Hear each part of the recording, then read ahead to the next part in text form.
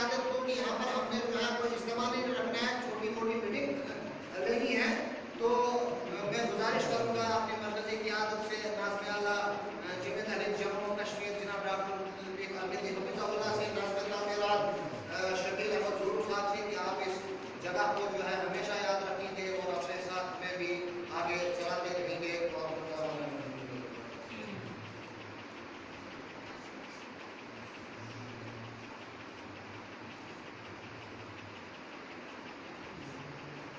حقیر سمجھ کر جن کو بجھا دیا تم نے وہی چراغ چلیں گے تو روشنی ہوگی.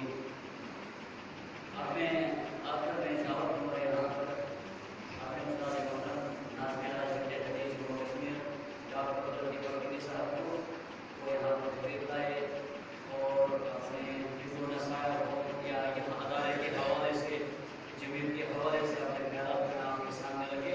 میں امید رکھوں گا آپ نے جو صبر و تحمل اور کیا اور تھوڑا سا وقت ہمیں دیجیے، انشاءاللہ جلدی ہم اس کو ختم کر دیں گے. تو میں دعوت دوں گا اپنے ناظم اعلیٰ جمعیت اہل جموں کشمیر کو ڈاکٹر عبداللطیف القیلی حفظہ اللہ علیہ کا شکر ادا کروں.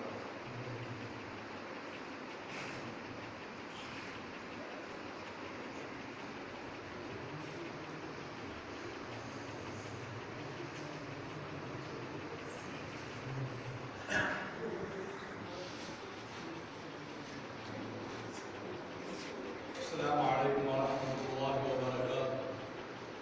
نحمده ونصلي على رسول الكريم اما بعد.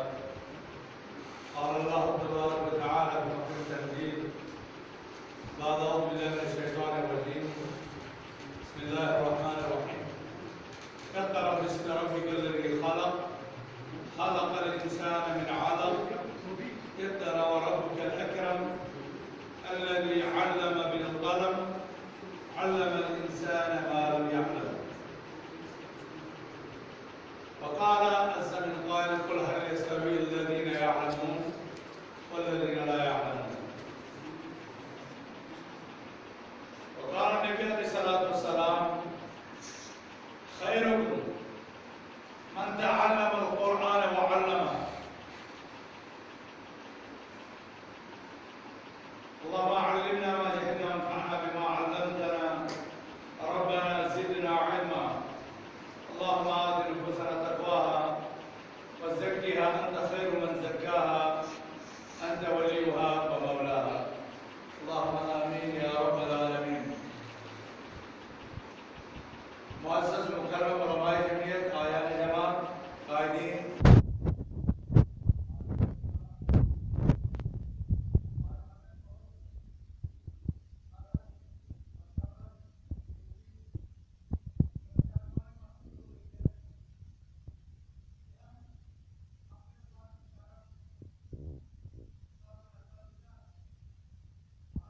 الازہر حفظہ اللہ رحمہ اللہ کہ اس اختیار کردہ اپنے آخری وطن میں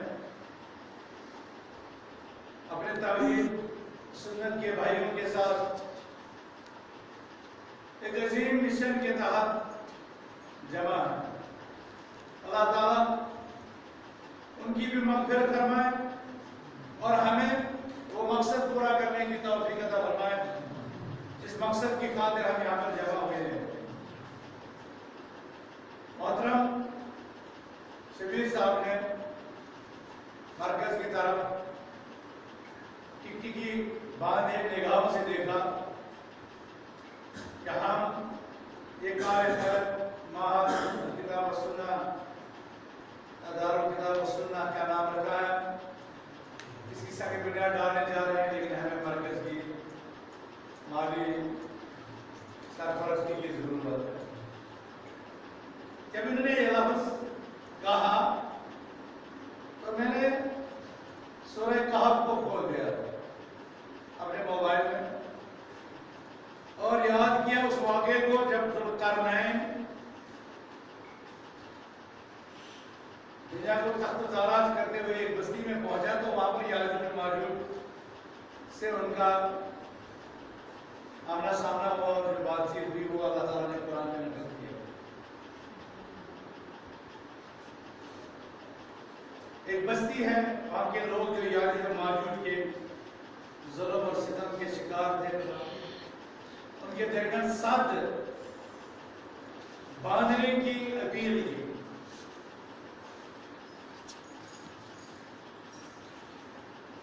ذوالقرنین بادشاہ تھا. لوگوں نے اسے کہا ہمیں ساتھ باندھ کر کے دیجیے کیونکہ اور ہمارے درمیان گاٹ کھڑی کر دیجیے. تو ذوالقرنین نے اس سے کہا مجھے آپ کے اولاد قوت اور آپ کے مال کی ضرورت ہے, مجھے دے دو, لوہا دے دو, مٹیریل دے دو, یہ چیزیں جمع کر کے دو, پھر آپ کو بنا کر دو. بنایا بھی انہیں لوگوں نے, لیکن یہ پورے دنیا کا نظام مملکت ہے. کام ہمیں کرنا ہے, کام آپ کو کرنا ہے, یہ مدرسہ آپ کو بنانا ہے, یہ سنبھالنا آپ کا ہے.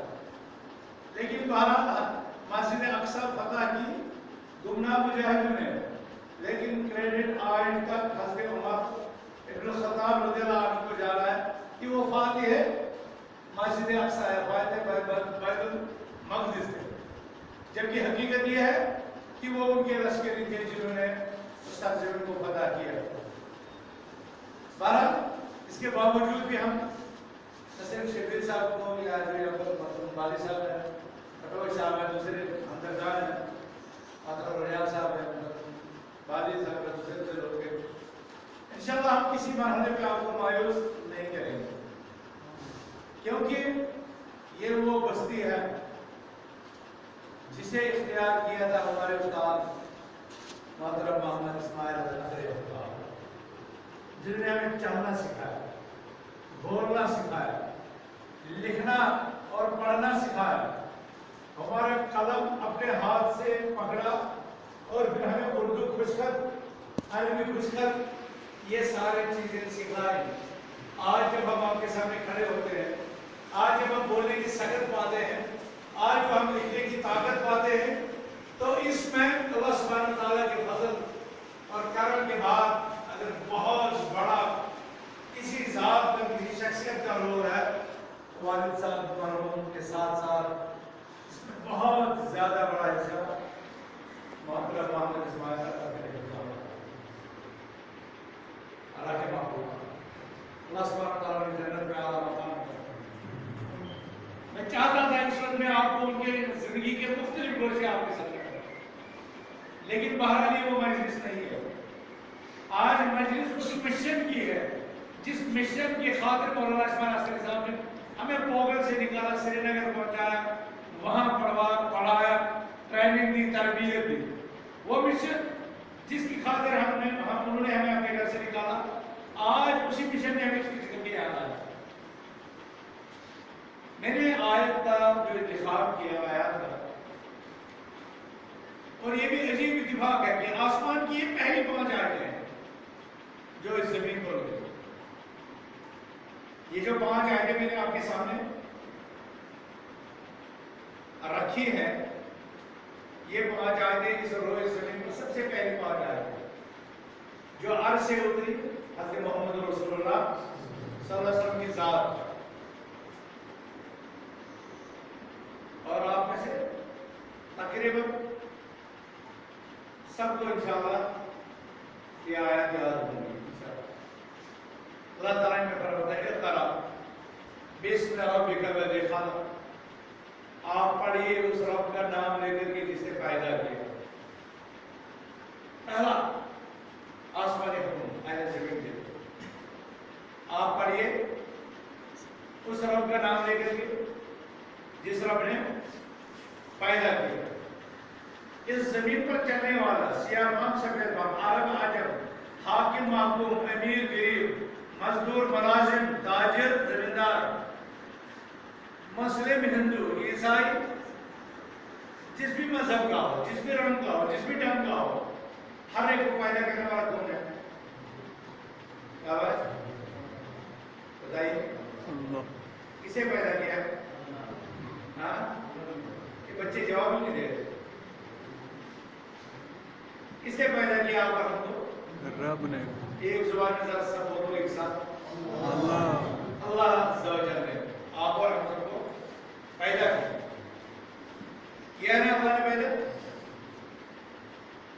اللہ کا نام لے کر کے سب کو پڑھنا ہے آگے. کچھ کو بھول گیا, کچھ نے اس کو چھوڑ دیا, کچھ نے اس سے اعراض کر دیا.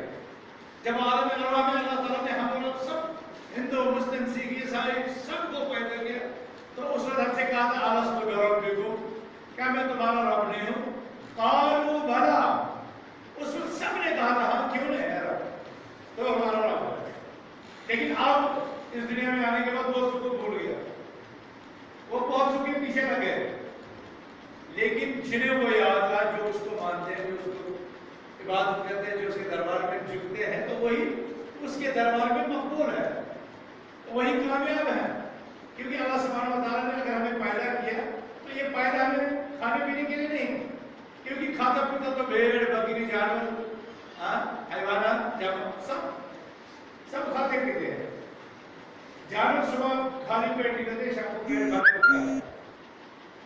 اسی طرح جانور کہاں ہے, تو کھانا پینا یہ ہماری زندگی کا مقصد ہی ہے, اپنے مقصد تک پہنچنے کا صرف ذریعہ.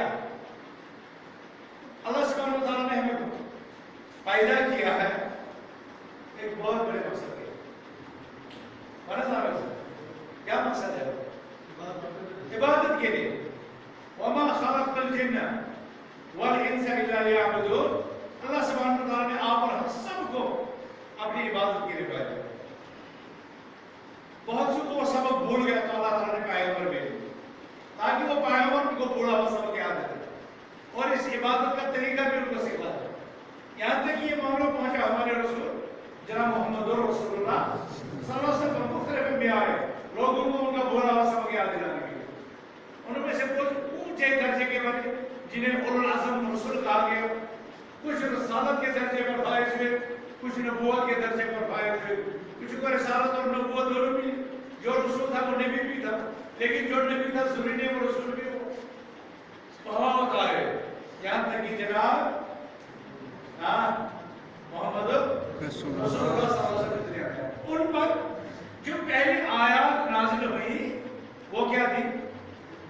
سورہ عصر کی یہ پہلی 5 آیتیں.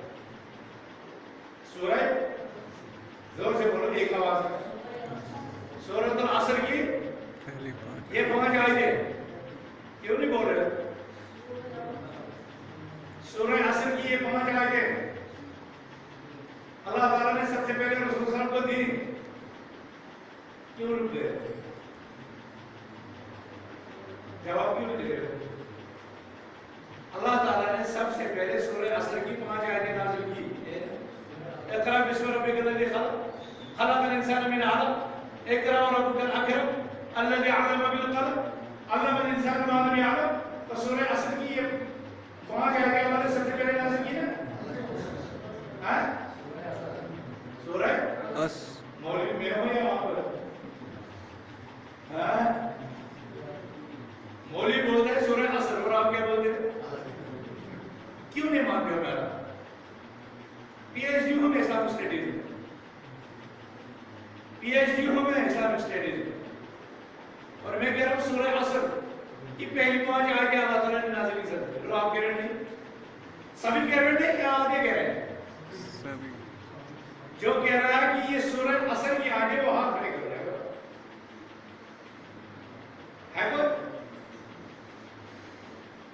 ہے جو یہ سورہ عصر کی آگے مانے. اتنا بڑا ڈاکٹر بول رہا ہے پھر بھی نہیں مان رہا. کیوں؟ کون سی چیز آپ کو نہیں ماننے پر آپ پتا کرتے ہیں؟ بتاؤ.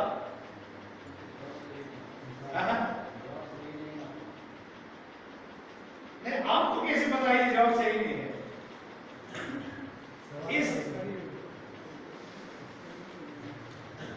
میں اسی نتیجے پر آپ کو پہنچانا چاہتا ہوں. یہی میرا مقصد ہے تاکہ آپ یہ جان جائیں اگر ہمارے پاس علم ہو, اگر ہمارے پاس خبر ہو, اگر ہمارے پاس دین کی پہچان ہو, تو پیر آئے, لچا آئے, لفنگا آئے, ڈکیت آئے, دستار پہنے ہو, کوئی بھی آئے اور وہ دین کی بات کرے اور ایسی چیز کہے جو دین نہیں ہے, تو علم والا اس کی باتیں مانے گا,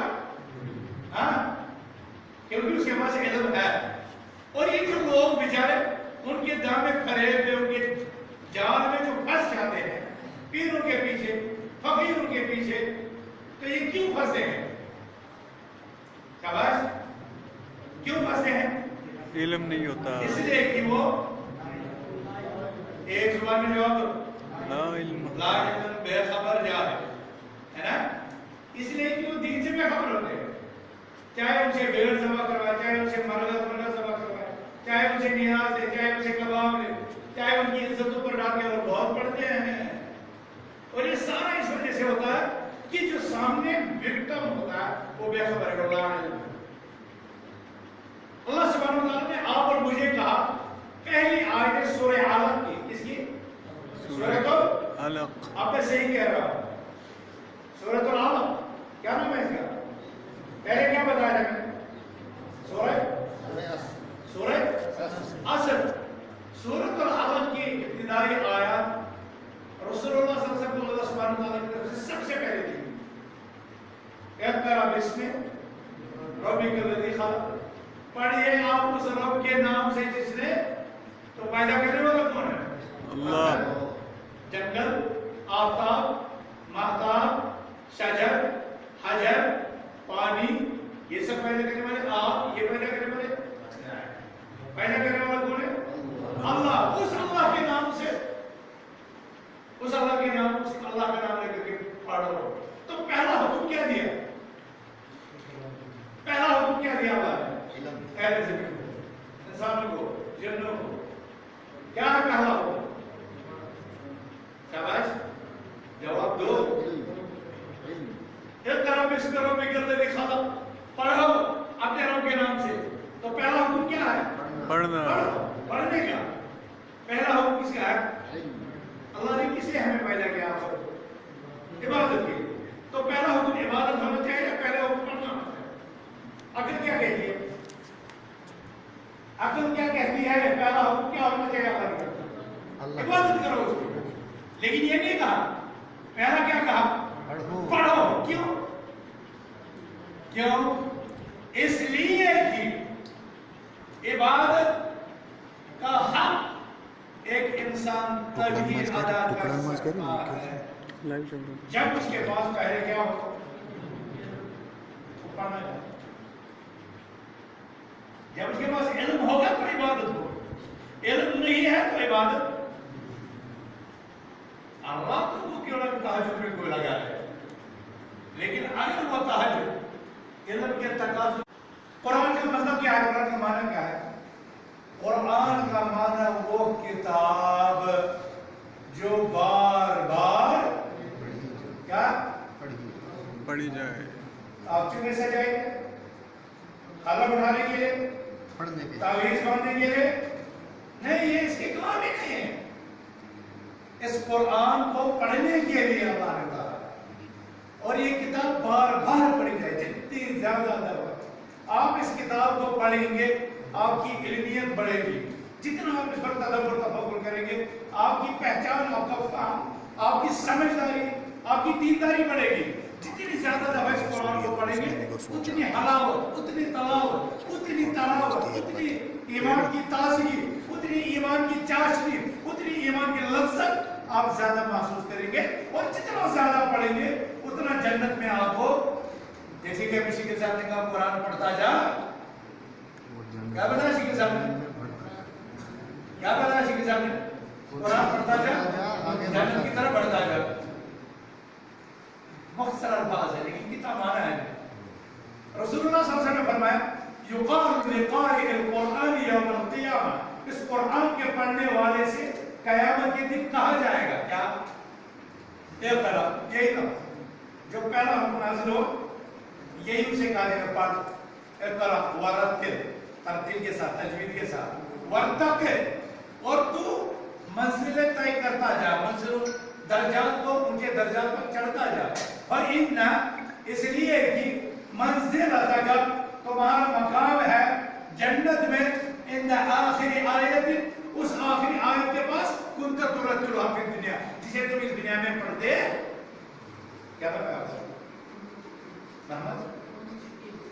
मोहम्मद शकील? मान लो इसने कुरान का 10 दफा जिंदगी में रिवीजन किया हो, 10 دفعہ پڑھے ایمان کی بنیاد پر، اخلاص کی بنیاد پر 10 دفعہ سارا قرآن سے پڑھا ہوگا تو یہ کتنے پارے ہوئے؟ 30 پارے. 30 کو 10 سے ضرب دو کتنا ہو جائے گا؟ 300. اور اس کے بعد اس کی آیات 6666. ٹھیک ہے. اس کا مطلب ہے اگر ایک دفعہ یہ قرآن کا ریویژن کرے گا تو جنت میں یہ 6666 درجے آگے بڑھ جائے. لیکن اگر اس کے پڑوسی نے 6 کے بجائے 10 کے بجائے 20 دفعہ پڑھا ہو تو جنت میں ان کے اور ان کے درمیان کتنا فرق ہوگا؟ کبھی غور کیا ہے؟ اس نے 10 دفعہ پڑھا سال میں، اس نے 20 دفعہ پڑھا سال میں، تو جنت میں درجات کی کا تفاوت، درجات کی حد بندی کیسے ہوگی؟ قرآن پڑھنے اس نے 10 دفعہ پڑھا، اس نے 20 دفعہ پڑھا، تو 20 دفعہ کو 6666 سے ضرب دو، جتنے درجات بلند ہوں گے اتنا اس کا مقام آگے ہوگا. انما يرفع بهذا الكتاب اقوام ويرضع به آخرين. اللہ سبحانہ و تعالیٰ کتنی قوم کو اس قرآن کے ذریعے سے اوپر چڑھاتا ہے، عظمت دیتا ہے، رفعت دیتا ہے، سربلندی دیتا ہے، اور کتنوں کو اس قرآن سے اعراض کرنے کی وجہ سے، اس قرآن کی تعلیمات کو چھوڑنے کی وجہ سے، اس کی تلاوت چھوڑنے کی وجہ سے کتنوں کو ذلت عطا ہے. آپ اور مجھے کیا عزت کی ضرورت ہونی چاہیے یا ذلت کی تلاش؟ کیا چاہیے؟ عزت چاہیے یا ذلت؟ ہاں عزت چاہیے نا؟ تو عزت قرآن میں ہے. اقرأ باسم ربک الذی خلق. مبارک ہے یہ بستی، مبارک ہے آپ کی ذمہ دار جنہیں یہ خیال ہوا ہم ماہد القرآن وسنہ، کیونکہ انہیں فکر ہے کہ یہاں کے لوگ جنت میں اعلیٰ مقام پر پہنچنے چاہیے، اس کے لیے طلب، اس کے لیے محنت ہونی چاہیے. ایک شخص 20 دفعہ پڑھے، دوسرا 10 دفعہ، تو اس کا مطلب ہے اگر 20 دفعہ پڑھنے سے ہمیں زیادہ عزت ملے گی تو ہمیں 20 کی کوشش کریں. 30 دفعہ پڑھنے سے ہمیں عزت ملے گی، دنیا کی سربلندی ملے گی، آخرت کی نجات ملے گی، آخرت کی کامیابی ملے گی، تو ہم دوسروں سے آگے بڑھنے کی دن اور رات فکر کریں. دن اور رات. کتنے ہمارے نوجوان کرکٹ میں وقت لگاتے ہیں، کتنے ہمارے بزرگ سیاست میں اپنی ماہش ماری کرتے ہیں، کتنی ہماری عورتیں کچن میں بیٹھ کر کے، گھر کے آنگن میں بیٹھ کر کے جوئیں مارنے کے ساتھ ساتھ علاقے کی گھر باتیں، فلاں عورت، فلاں بیٹی، فلاں فلاں فلاں فلاں، اور یہ قرآن کی آیت ہے، اس کے لیے بھی زبان نہیں ہوتی. تقریباً یہی کچھ ماحول ہے نا ہمارا بنا ہوا.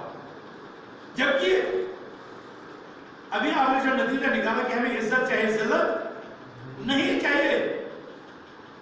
جب ہم حقیقت میں اپنے آپ کا جائزہ لیتے ہیں، اپنے سماج کا جائزہ لیتے ہیں، تو ہمیں عزت کم، ذلت زیادہ نظر آتی ہے.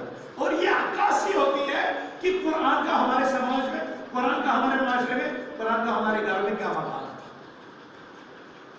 اس لیے کہ قرآن کے ساتھ عزت ہے اور قرآن کی چھوڑنے کے ساتھ ذلت ہے. سیدھا سا جواب ہے، سیدھا سا میتھ کی طرف فارمولا ہے، 2 اور 2 4. عزت ہے تو قرآن کے ساتھ رشتہ مضبوط ہے ہمارے لوگوں، اور اگر ذلت ہے تو یہ سیدھی گواہی ہے کہ یہ اس بستی کے لوگ، اس علاقے کے لوگ قرآن سے کتنا رشتہ. جس طرح 2 اور 2 4 اسی طرح دیکھا جائے گا عزت اور ذلت کا مقام. عزت پہچانی جائے گی قرآن سے، اور ذلت کی نشان تو یہ ہوگی کہ آپ قرآن نہ پڑھنے والے لوگ.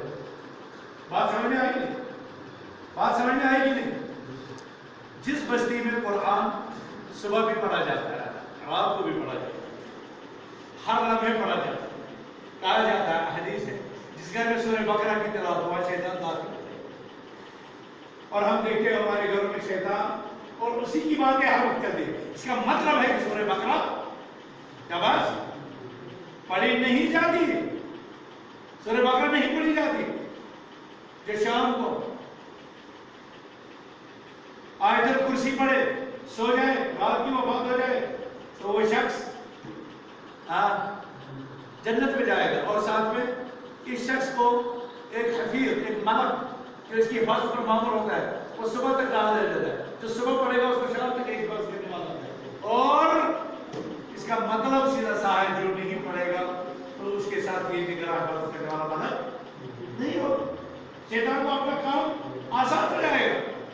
تو میرے بھائی اور بزرگوں میں بات لمبی زیادہ نہیں کروں گا, صرف یہ بتانے کی کوشش کروں گا کہ یہ قرآن ہماری سربلندی اور نجات کا باعث ہے, اور اسی قرآن کے لیے ہماری خوشی حاصل ہے, اسی قرآن کے لیے ہماری قربانیاں کام ہے, اسی قرآن کے ادارے قائم کرنے کے لیے ہماری جدوجہد محدود ہے.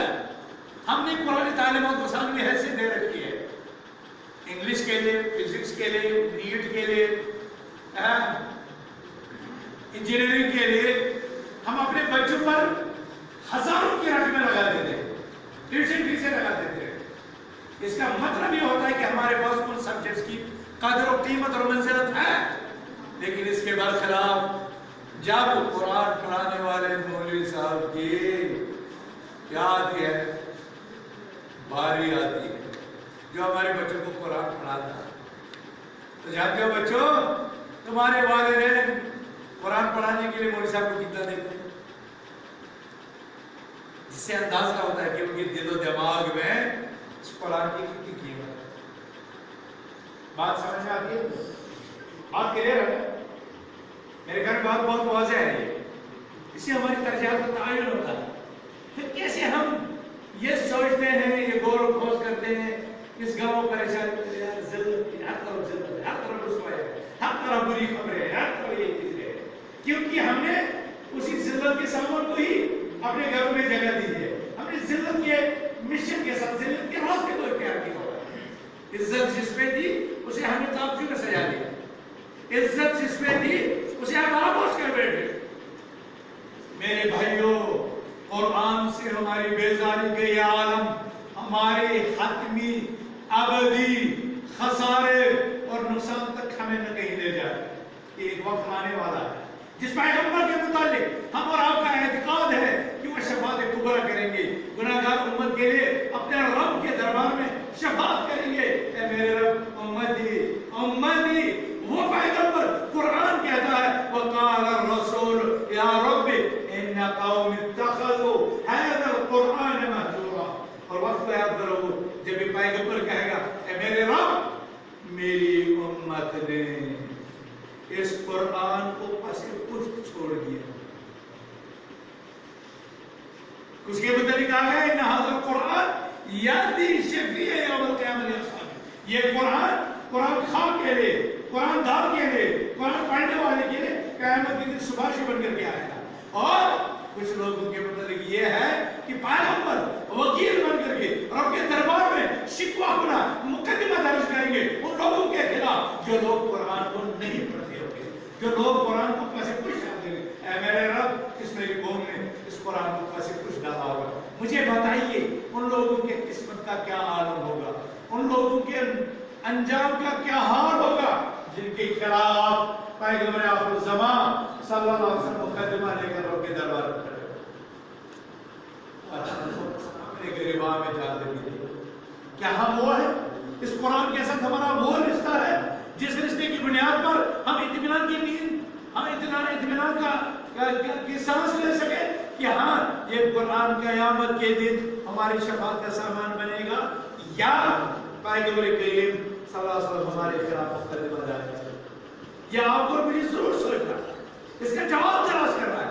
اور اس جماعت نے, اس جمعیت نے, اس یونٹ نے, اس حلقے نے, یہاں کے ذمہ داروں نے, یہاں کے کو بڑے بڑے اس عظیم پروجیکٹ کو ہاتھ میں لے کر میرے خیال میں آپ کے لیے عزت کا راستہ کھول دے, آپ کے لیے نجات کی راہ ہموار کر دی ہے.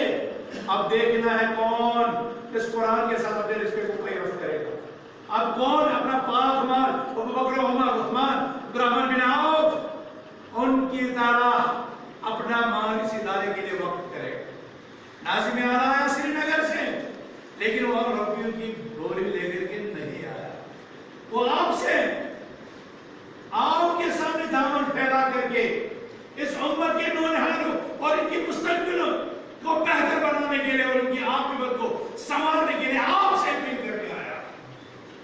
کیا آج اٹھے تم میں سے کوئی جو 1 کوئنٹل لوہا دے, آج اٹھے کوئی جو ایک گاڑی اینٹ دے، آج اٹھے کوئی جو ایک گاڑی باجری دے، آج اٹھے کوئی جو کہ میں یہ کام کروں گا، آج اٹھے کوئی جو کہے گا میں 10 دن کی مزدوری کروں گا، آج اٹھے کوئی جو کہے گا میں 1 دن کا کام بھی کروں گا، آج میں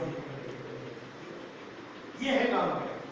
آج اٹھے کوئی جو کہے گا کہ میں انسان کی اپنی نصف پیداوار اس پر لگاؤں گا، آج اٹھے کوئی جو یہ کہے گا سبزیاں اللہ تعالیٰ نے مجھے وفور عطا کی ہے، 4 فصلیں اٹھاتا ہوں، ایک فصل وقف بنا میں مدرسہ دارالقرآن۔ آج اٹھے کوئی جو کہے میری ایک بیڑ، میرا ایک بکرا اس مدرسے کے لیے، ہمیں یہ کرنا۔ اور اللہ کے بندے جو قرآن کے ساتھ اپنے رشتے کو مضبوط کرتے ہیں وہ ایسا کرتے ہیں، وہ ایسا کرتے ہیں۔ جنہیں ذلت سے نکلنا ہوگا وہ ایسا کرتے ہیں، جنہیں عزت کی زندگی ضرورت ہوگی، جنہیں آخرت میں نجات ضرورت ہوگی وہ ایسا کرتے ہیں۔ اس لیے قرآن رسول اللہ صلی اللہ علیہ وسلم کے صحابہ کا حال مختلف انداز میں بیان کرتا ہے، تو وہاں پر ایک انداز یہ بھی ہے وَيُؤْثِرُونَ عَلَىٰ أَنفُسِهِمْ وَلَوْ كَانَ بِهِمْ خَصَاصَةٌ۔ یہ صحابہ ان کے ایثار کا یہ عالم ہے، گھر میں خود پاکے لگے ہیں لیکن اللہ کے دربار میں مال پہنچا دیا، اللہ کے دربار میں خرچ کر دیا۔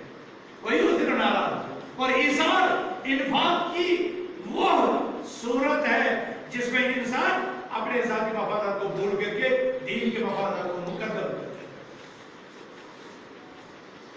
2.5% زکوٰۃ ہر ایک پر جس کو اللہ نے مان دیا اور سب کو، لیکن اللہ سبحانہ و تعالیٰ کہتا ہے وَمِمَّا رَزَقْنَاهُمْ يُنْفِقُونَ، یہ میرے بندے، یہ متقین، یہ پرہیزگار، جو کچھ میں نے ان کو رزق دیا ہے یہ اس میں سے خرچ کرتے ہیں بغیر حساب کے۔ کوئی 10 روپے کرتا ہے، کوئی 10,000 کرتا ہے، کوئی 10 لاکھ کرتا ہے، جسے جو توفیق ہے وہ رزق سے بہت بڑا حصہ دیتا ہے۔ اور اللہ مزاج دیکھتا ہے اپنے بندوں کا، اللہ مزاج دیکھتا ہے اپنے بندوں کا، کہتا ہے انفق علیہ، تو خرچ کر میں تجھ پر خرچ کروں گا۔ لیکن یہ ہمارا انسان ایمان میں اتنا کمزور ہے، اسے اللہ کی بشارتوں پر، اس کو اللہ کے وعدوں پر کم ہی بھروسہ، کم ہی بھروسہ۔ اور رسول اللہ صلی اللہ علیہ وسلم لوگوں کا یہ مزاج جانتے تھے، اسی لیے کہتے تھے اگر اعلان ہو جائے مسجد کی پہلی صف میں گوشت کی ایک بوٹی ہر نمازی کو دی جائے گی، یہ سارے لوگ بھاگ بھاگ کر کے مسجد آ جائیں گے۔ وَلَوْ حَبًّا، کوئی اگر بیمار ہوگا تو وہ گھٹنوں کے بعد چلتے ہوئے مسجد پہنچے گا کہ ایک گوشت کی بوٹی وہاں پر تقسیم ہو رہی ہے۔ لیکن اس نماز کا کتنا زیادہ ثواب ہے جو رسول اللہ صلی اللہ علیہ وسلم نے بیان فرمائے، وہ ثواب ہمیں نظر ہی نہیں آتا ہے، وہ ثواب ہمیں گھروں سے نکالتا ہی نہیں ہے۔ حی علی الصلاۃ، حی علی الفلاح کی ندا ہمارے کانوں میں آتی ہے، لیکن وہ جو جزا ہے، اے میرے حسری صاحب، اے میرے استاد کہا کرتے تھے یہ آج کا لالچی انسان عجیب ہے، جب اسے دنیا کی چیز مانگتی ہے نہیں ہوتی ہے تو جوش یقین کے ساتھ مانگتا ہے، کہتا ہے ربنا آتنا فی الدنیا حسنہ وفی الآخرۃ حسنہ وقنا عذاب النار۔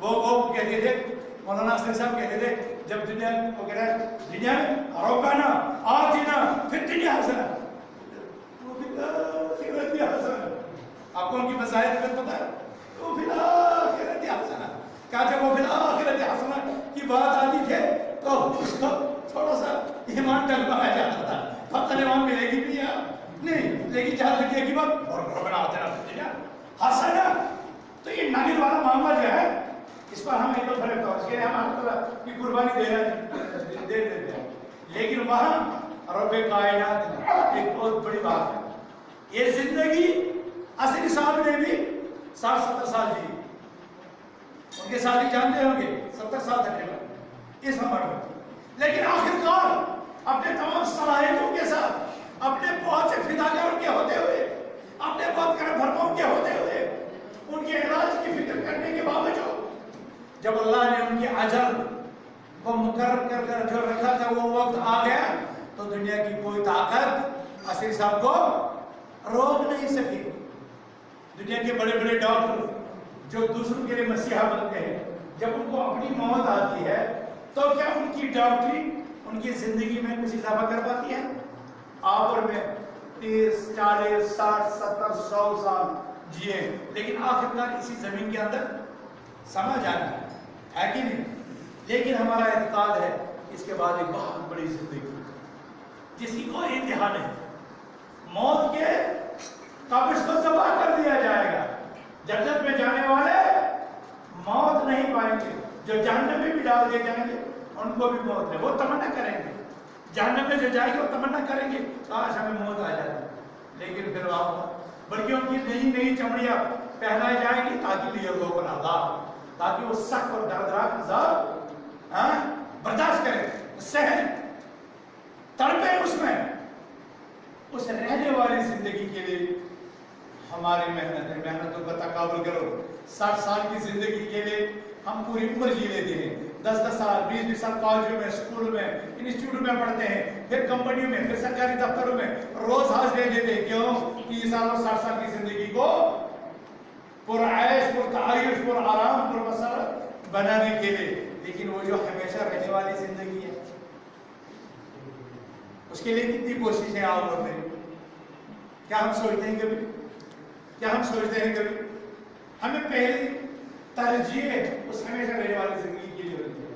لیکن بدقسمت یہ ہے کہ ہم 60 سالہ زندگی کے پیچھے لگے اور وہ بھول گئے. آج یہاں کے ذمہ داروں نے آپ کے سامنے مدرسہ داروں قرآن و سنت, ماہر کتاب و سنت کا جو تصور رکھا ہے, مبارک تصور. انشاءاللہ ہم بھی اپنے جیب سے, اپنی تنظیم کے ذریعے سے جو ہو سکے اس میں اپنا حصہ ادا کریں گے. لیکن ہمارے پاس جو ذمہ داری ہے, ہمیں لداخ, ہمیں پونچھ تک, ہمیں جموں تک, ہمیں ڈوڈا, ہمیں کشتواڑ, ہمیں کہاں کہاں پہنچنا پڑتا ہے. لیکن اصل بوجھ آپ کو خود اٹھانا ہے. یہ ادارہ تعمیر آپ کو کرنا ہے. جو اللہ تعالیٰ ہمیں توفیق دے, اس جماعت کو توفیق دے, وہ بھی اپنا آپ کو اپنا حصہ ڈالے گی. لیکن اصل کام کس کو کرنا ہے؟ اصل کام کس کو کرنا ہے؟ اصل کام یہاں کی آباد, یہاں کے لوگوں کو. یہ بہت بڑا مشن ہے, یہ بہت بڑا مقصد ہے. اس کے لیے آپ کو آگے آنا ہے. میں سری نگر سے یہی اپیل آپ سے کرنے آیا ہوں. کتنے لوگ ہیں ایسے جنہیں ایک قرآن کریم کی دکان سے لینے کی طاقت نہیں ہے, لیکن اس کے برکت اللہ تعالیٰ نے آپ کتنے مالدار کو جو 100 نسخے قرآن اپنے مال سے لا سکتا ہے, اور وہ غریبوں, یتیموں, مسکینوں اور بیواؤں کو مار سکتا ہے. کتنا ثواب ملے گا. پہلے ایک انسان جب اس قرآن کو پڑھتا ہے, رسول اللہ صلی اللہ علیہ وسلم نے فرمایا ان اللہ بکل حرف عشر حسنات, ایک حرف کے بدلے 10 نیکیاں, ایک حرف کے بدلے 10.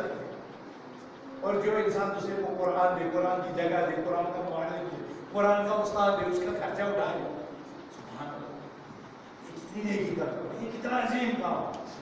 اس کام میں آگے بڑھنے کی ضرورت ہے, اس کام میں مدد اور معاونت کرنے کی ضرورت ہے. الحمدللہ مجھے یہاں کے ذمہ داروں نے کہا کہ الحمدللہ ہمارے پاس ایسی ٹیم ہے, یہ لوگ بیچارے کرتے رہتے ہیں, لیکن میں اپنی طرف سے مزید آپ سے تاکید کرتا ہوں, تلقین کرتا ہوں کہ اس کام میں, جس کی ابھی تھوڑی دیر بعد نماز ہم ادا کریں گے اور اس کے بعد اس کی سنگ بنیاد ڈالی جائے گی. اس کے بعد آپ بڑی ذمہ داری ہے. آپ دیکھیں دماغ میں یہ اللہ کی توفیق ہے. سب سے پہلے اللہ کا شکر ادا کرتے ہیں, اسے آپ کو دینے کے قابل بنایا, آپ کے پاس ایسی چیز دی جو آپ خرچ کر سکتے ہو. اس پر اللہ کا شکر ادا کریں, اور اللہ قبول کر رہا ہے. یہ بس اوقات انسان کے پاس کروڑوں کا مال ہوتا ہے, لیکن وہ اس کے کسی کام کا نہیں ہوتا. لیکن دوسرا آدمی 50 روپے 100 روپے میں وہ کام کر جاتا ہے جو اس کی نجات کا باعث بنتا ہے, اس کی دنیا بھی بن جاتی ہے اس کام. اور کتنے لوگ ہیں جن کے پاس کروڑوں کی دولت ہے, لیکن نہ ایمان ہے, نہ توفیق ہے, نہ دینداری ہے. اس کی زندگی ومن اعرض عن ذکری فإن له معیشة ضنکا ونحشره یوم القیامة اعمى. اور کہتا ہے جو اس کی یاد سے, ذکر سے اعراض کرتا ہے, اس کی زندگی کٹھن بن جاتی ہے, اور قیامت کے دن وہ آندھا بنا کر کے اٹھایا جائے گا, آندھا بنا کر کے. قال رب لما حشرتنی اعمى, وہ کہے گا میرے رب مجھے نابینا کیوں کر دیا؟ قال كذلك آیاتنا فنسیتها وكذلك اليوم تنسى. اسی طرح تیرے پاس ہماری آیتیں آئی تھی تو ہماری آیتوں کو بھول بیٹھا تھا, اور آج تجھ کو بھلا دیا ہے. آپ اور مجھ میں کوئی, ہم میں سے کوئی چاہے کہ ہمارا رب ہمیں بھول جائے؟ اس سختی میں, معاشرے کی سختی میں, جہاں آفتاب نیزے کے برابر سروں کے اوپر ہو, جہاں لوگ پسینے میں اپنے ٹخنوں تک, اپنے گھٹنوں تک, اپنے پیڑ تک, اپنے سینے تک, اپنے کندھے تک وہ پسینہ میں شرابور غرق ہو، کیا اس وقت ہم چاہیں کہ ہمارا رب ہمیں فراموش کر دے، ہمارا رب ہمیں بھول جائے؟ جواب دیجیے اس سوال کا. کیا ہم چاہیں گے کہ ہمارا رب ہمیں چھوڑ دے؟ نہیں، ہم چاہیں گے کہ ہمارا رب ہمارا ساتھ دے، ہمارا رب ہماری نجات کا سامان کرے، ہمارا رب ہمیں عرش کے سائے تلے جگہ دے، ہمارا پیغمبر ہماری شفاعت کرے. یہ تب ہوگا جب ہم اس کے بنیں گے، جب ہم اس کے لیے کام کریں گے. اور مجھے امید ہے کہ آپ سارے کمر بستہ ہیں اس عجیب پروجیکٹ کو پائے تکمیل تک پہنچانے کے لیے. میں آپ کو مبارکباد دیتا ہوں.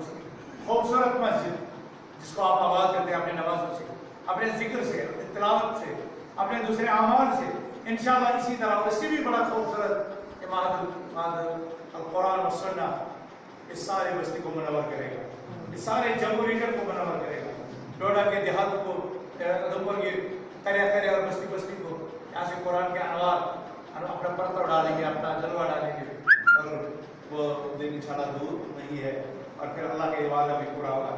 ان اللہ یرفع بہذا الکتاب اقواما ویضع بہ آخرین.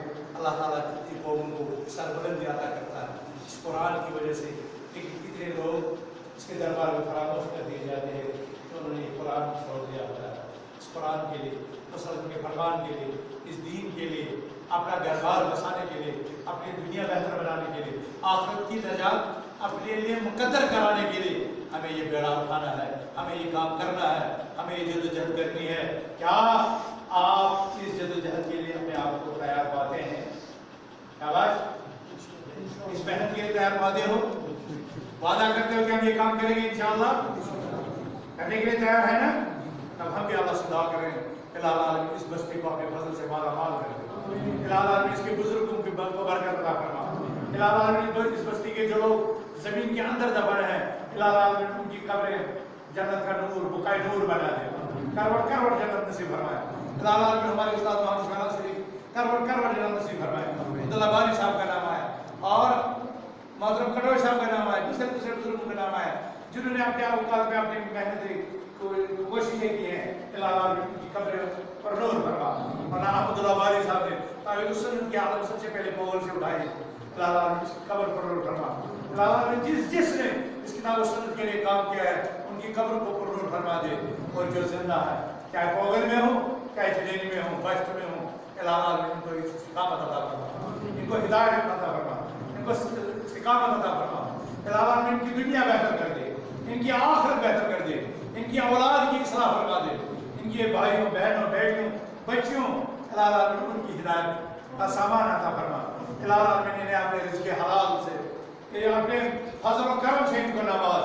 الہ العالمین انہیں رزق حلال عطا فرما، اولاد صالح عطا فرما، دین پر استقامت عطا فرما. الہ العالمین ہماری خواتین کو شرم و حیا عطا فرما. الہ العالمین ان کی عزت کی حفاظت فرما. الہ العالمین ہمارے جوانوں کی غیرت کی حفاظت فرما.